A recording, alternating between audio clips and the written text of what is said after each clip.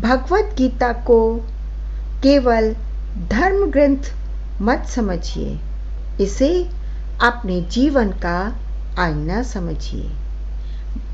भगवत गीता अध्याय 7 भाग 1 ज्ञान से विज्ञान तक।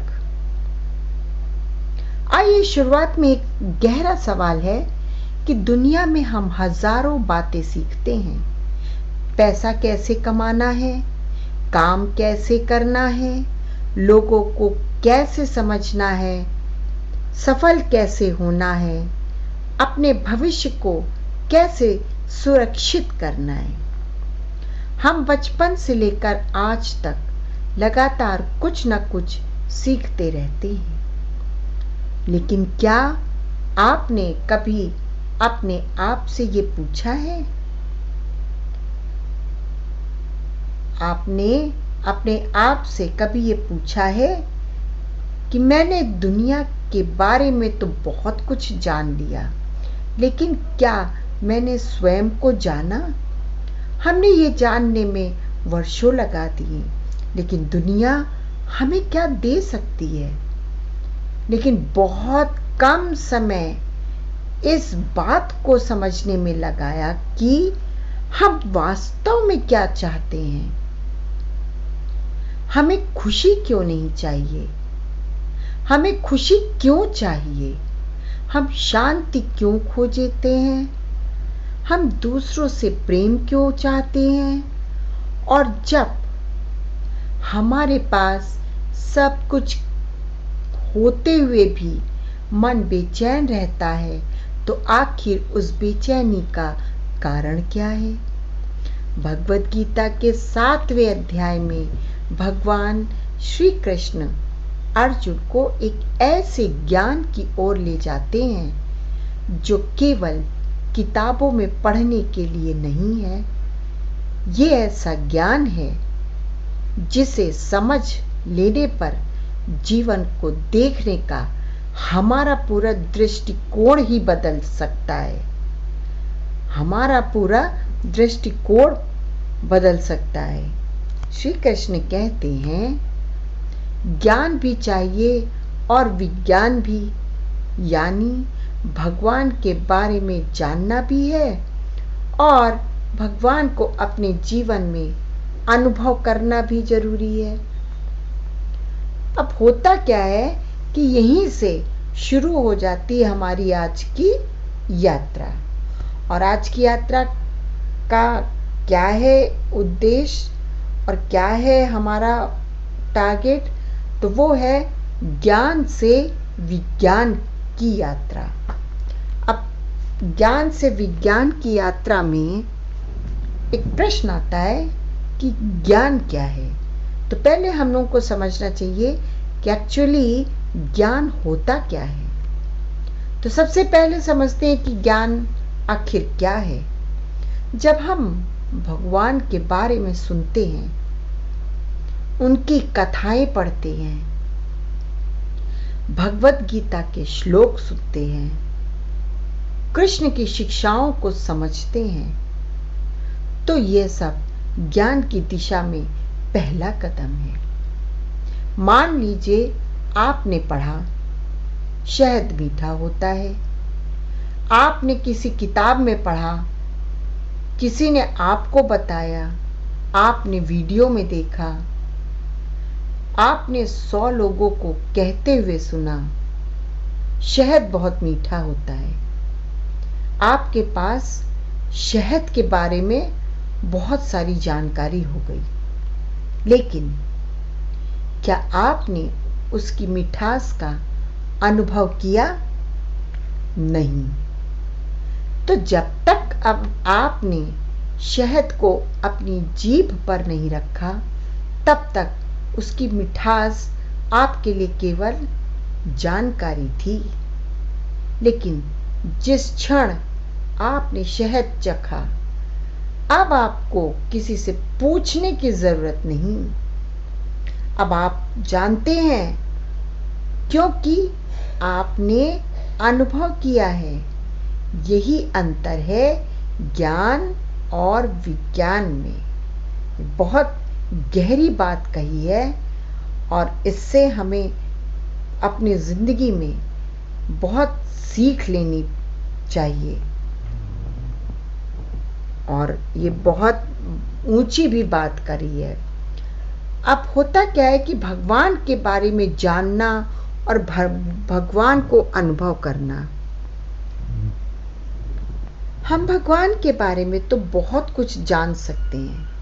हम कह सकते हैं कृष्ण कौन है, कह सकते हैं कि गीता में क्या कहा गया है, हम कह सकते हैं कि कर्म क्या है, भक्ति क्या है, हम कह सकते हैं कि योग साधना क्या है, हम कह सकते हैं कि आत्मा क्या है। लेकिन केवल यह सब ज्ञान लेना पर्याप्त नहीं है, क्योंकि आध्यात्मिक जीवन का असली परिवर्तन तो तब शुरू होता है जब ज्ञान हमारे जीवन में उतरने लगता है। अब उदाहरण के लिए आपने पढ़ा कि फल की चिंता किए बिना कर्म करो, है ना? तो ये ज्ञान है।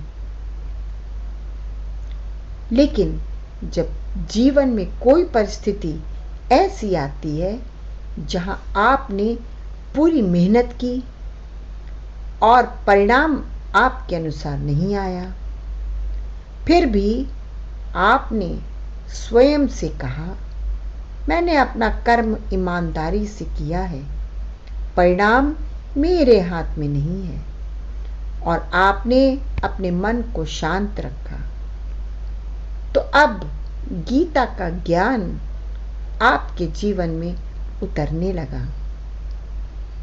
यही तो विज्ञान की शुरुआत है और इसे ही हम लोग विज्ञान, यानी कि हमको विज्ञान तब समझ में आता है जब पहले हमें ज्ञान समझ में आए, फिर हम उसके बाद विज्ञान समझते हैं। अब होता क्या है कि केवल श्लोक याद करना और आध्यात्मिक बातें कर लेना या सुन लेना तो बहुत आसान चीज़ है। अब केवल श्लोक याद करना पर्याप्त नहीं है। अगर हम बात करें तो आज हम बहुत आसानी से आध्यात्मिक बातें सुन लेते हैं। मोबाइल खोलिए, कृष्ण का कोई सुंदर संदेश सामने आ जाएगा। YouTube खोलिए, गीता की कोई व्याख्या सुनने को मिल जाएगी। अब YouTube पर तो हम भी ये डाल रहे हैं, लेकिन क्या है कि हमारी जो डाली गई भगवत गीता है, ये एक सरल व्याख्या में बताई गई है। ये जो है गीता आज के जो हमारा लाइफस्टाइल है, आज की हमारी जो दिनचर्या है आज के ज़माने के हिसाब से, तो उसको कहीं ना कहीं ये कोरिलेट करती है गीता से। तो गीता हम बड़े सरल भाषा में आज के उदाहरण से, जो उदाहरण हम लोग आज की लाइफ का लेकर हम लोग समझते हैं ना, वो गीता जल्दी समझ में आती है। तो वही है कि जैसे YouTube खोलिए, गीता की कोई व्याख्या सुनने को मिल सकती है, और हाँ, हो सकती है कि उसमें मेरी भी वीडियो खुल जाए। तो अगर ऐसा हो तो प्लीज़ आप लोग उसको इग्नोर मत करिए, लाइक करिए, सब्सक्राइब करिए, और अपने ऐसे दोस्तों और ऐसे रिश्तेदारों को और ऐसे अपने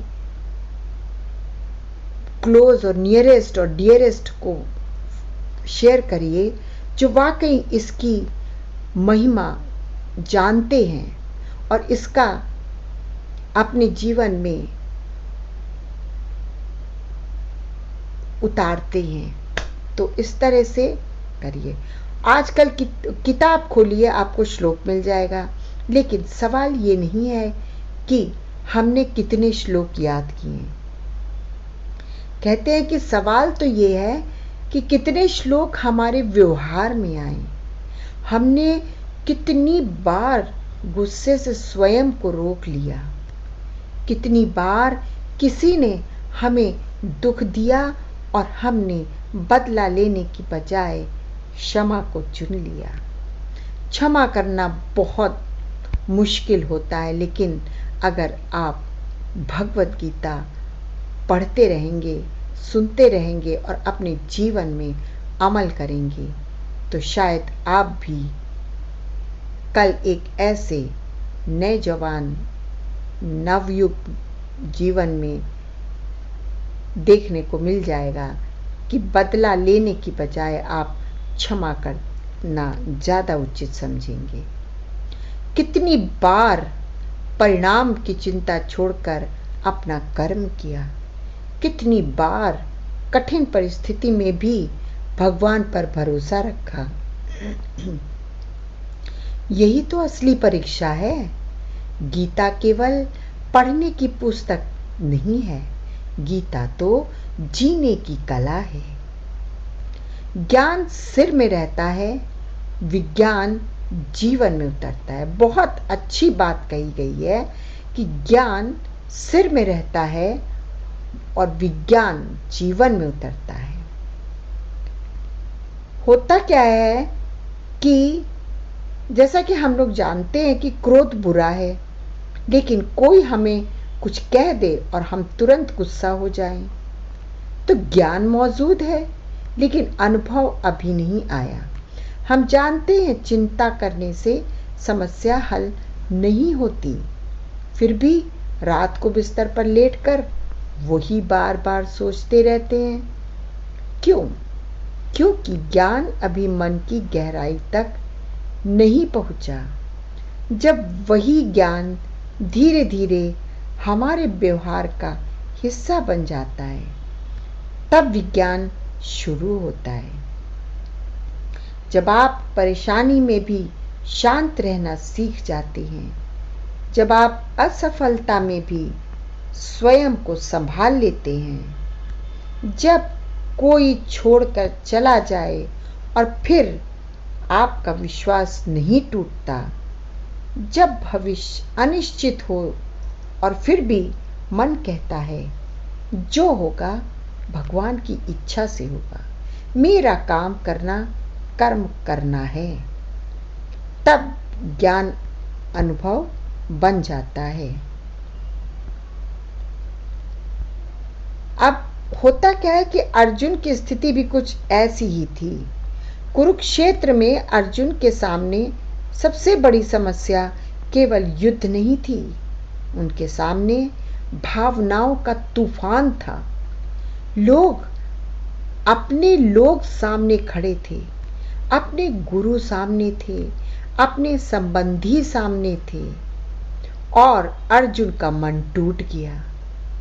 उन्होंने अपने धनुष को नीचे रख दिया। अब ध्यान दीजिए, अर्जुन कोई अज्ञानी व्यक्ति नहीं थे, वे तो महान योद्धा थे।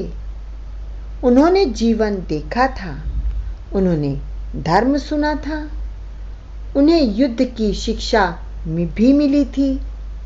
फिर भी संकट की घड़ी में उनका ज्ञान उनके मन को संभाल नहीं पा रहा था। क्यों? क्योंकि संकट में केवल जानकारी काम नहीं आती, संकट में तो अनुभूत सत्य काम आता है। इसलिए कृष्ण केवल अर्जुन को जानकारी नहीं देते, वे अर्जुन के भीतर दृष्टि बदलते हैं। जीवन में तो सबसे बड़ा संकट पैसा है। क्या है? पैसा है। हम सोचते हैं कि हमारी समस्या पैसा है, कभी लगता है कि हमारी परिवार समस्या है, कभी लगता है कि नौकरी समस्या है और कभी लगता है कि रिश्तेदार समस्या है। लेकिन बहुत बार असली समस्या परिस्थिति नहीं होती, हमारा परिस्थिति को देखने का तरीका समस्या बन जाता है। एक बार फिर सुनिए, हमारा परिस्थिति को देखने का तरीका समस्या बन जाता है। एक ही परिस्थिति में दो लोग होते हैं। एक व्यक्ति टूट जाता है तो दूसरा व्यक्ति उसी परिस्थिति से सीखकर मजबूत हो जाता है। अंतर कहाँ है? परिस्थिति में नहीं, दृष्टिकोण में। और गीता हमारा दृष्टिकोण बदलती है।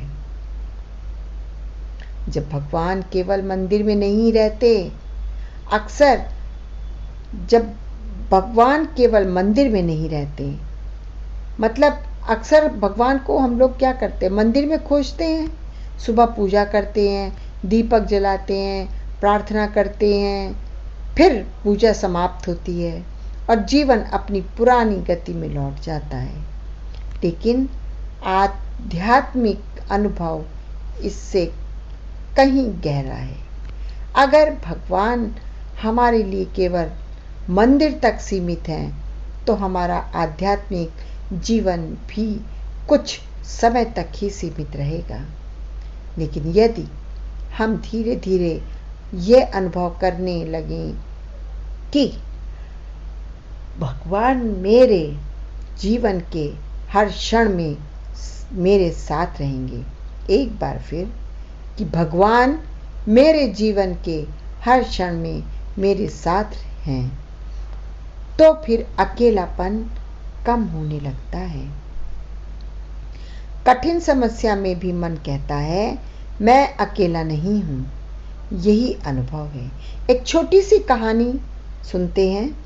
एक व्यक्ति रोज मंदिर जाता था। वो भगवान से कहता, भगवान मेरी समस्या हल कर दीजिए। वो रोज प्रार्थना करता, लेकिन समस्या खत्म नहीं हुई।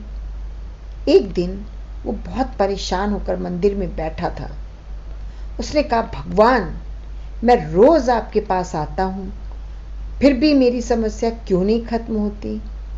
उसके भीतर जैसे एक आवाज उठी, तुम मुझे अपनी समस्या बताने के लिए रोज आते हो, लेकिन क्या तुमने कभी मुझ पर भरोसा करना सीखा है? वो व्यक्ति चुप हो गया। उसे समझ आया वो भगवान से प्रार्थना तो करता था, लेकिन भगवान पर भरोसा नहीं करता था। वो पूजा तो करता था, लेकिन परिणाम अपने हिसाब से चाहता था। वह भगवान का नाम लेता था, लेकिन एक परिस्थिति को नियंत्रित करना चाहता था। लेकिन हर परिस्थिति को वो नियंत्रित करना चाहता था। उस दिन से उसकी प्रार्थना बदल गई। पहले वह कहता था, भगवान मेरी इच्छा पूरी कर दो। अब वह कहने लगा, भगवान मुझे इतनी शक्ति दो कि जो भी परिस्थिति आए मैं उसे स्वीकार करके सही कर्म कर सकूं। समस्या शायद तुरंत नहीं बदली, लेकिन समस्या को देखने वाला मन बदल गया। और यही आध्यात्मिक परिवर्तन है। ज्ञान हमें दिशा देता है। ज्ञान का महत्व बहुत बड़ा है। ज्ञान के बिना हमें रास्ता दिखाई नहीं देता। मान लीजिए आप किसी अनजान शहर में हैं। आपके पास कोई नक्शा नहीं है। आपको नहीं पता कि आपको कहाँ जाना है। तब आप कितनी भी तेजी से चलें, आप जरूरी नहीं कि सही जगह पहुंचे। ज्ञान नक्शे की तरह है। वो बताता है किधर जाना है, क्या सही है, क्या गलत है, कर्म क्या है, धर्म क्या है, आत्मा क्या है, भगवान से हमारा संबंध क्या है। लेकिन केवल नक्शा देखकर यात्रा पूरी नहीं होती, चलना भी पड़ता है। यही तो विज्ञान है। ज्ञान से अभ्यास तक आपने पढ़ा, मन को शांत रखना चाहिए। अब अगला कदम क्या है? अभ्यास।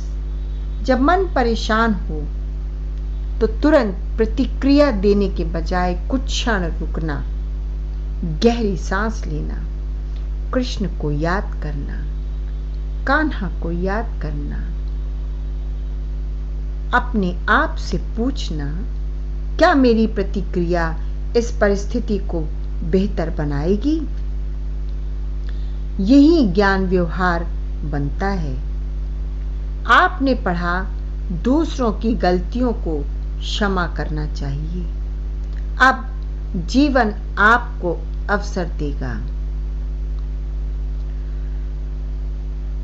कोई आपके साथ गलत करेगा, आपके पास दो रास्ते होंगे, बदला या क्षमा। यही आपकी गीता की परीक्षा होगी। भगवान का अनुभव कैसे शुरू होता है? अब सबसे महत्वपूर्ण प्रश्न है कि भगवान का अनुभव कैसे शुरू होता है। अगर विज्ञान का अर्थ भगवान को अनुभव करना है तो भगवान को अनुभव कैसे करें? क्या इसके लिए हिमालय जाना जरूरी है? क्या संसार छोड़ना जरूरी है? क्या बहुत कठिन साधना करनी होगी? नहीं, ये कुछ नहीं करना होगा आपको।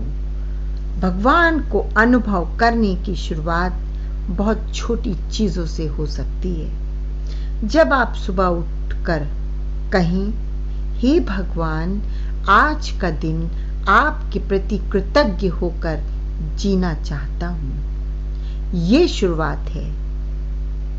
एक बार फिर, हे भगवान, आज का दिन आपके प्रति कृतज्ञ होकर जीना चाहता हूं। ये शुरुआत है। जब भोजन से पहले धन्यवाद करें। ये शुरुआत है। जब किसी दुखी व्यक्ति की मदद करें। ये शुरुआत है। जब किसी को बिना स्वार्थ प्रेम दें। ये शुरुआत है। जब कठिन परिस्थिति में भी गलत रास्ता चुनने से इनकार करें। ये शुरुआत है। भगवान का अनुभव हमेशा किसी चमत्कार के रूप में नहीं आता। कई बार वह मन की शांति के रूप में आता है। शांति भी भगवान का अनुभव हो सकती है। हम सोचते हैं कि भगवान का अनुभव होगा तो कोई अद्भुत घटना होगी, आकाश में प्रकाश दिखाई देगा, कोई चमत्कार होगा, लेकिन जरूरी नहीं। कभी कभी भगवान का अनुभव बहुत शांत होता है। फिर आपने कृष्ण को याद किया। तो जब आप कभी कभी भगवान का अनुभव बहुत शांत होता है तो आप बहुत परेशान हो जाते थे। तो फिर आपने कृष्ण को याद किया। समस्या वही है, लेकिन मन में थोड़ी शांति आ गई। परिस्थिति नहीं बदली, लेकिन आपको उसे संभालने की शक्ति मिल गई। यही बहुत बड़ा अनुभव है, क्योंकि भगवान हमेशा समस्या हटाकर हमारी मदद नहीं करते। कई बार वे हमें समस्या के बीच खड़े रहने की शक्ति देते हैं। प्रेम का अनुभव। कृष्ण को केवल भगवान मानना एक बात है, कृष्ण से प्रेम करना दूसरी बात है। जब कोई व्यक्ति कृष्ण का नाम केवल इसलिए नहीं लेता कि उसकी इच्छा पूरी हो जाए, बल्कि इसलिए लेता है क्योंकि उसे कृष्ण का स्मरण अच्छा लगता है, तब भक्ति गहरी होने लगती है। पहले हम कहते हैं, भगवान मुझे ये दे दीजिए, धीरे धीरे प्रार्थना बदलती है। भगवान, मुझे आप पर विश्वास दे दीजिए। और एक दिन शायद प्रार्थना और भी बदल जाए। भगवान, मुझे कुछ नहीं चाहिए, बस जब मैं आपको भूल जाऊं तब मुझे फिर से अपनी ओर बुला लेना। ये भक्ति की गहराई है। ज्ञान हमें अंधकार से भी बचाता है।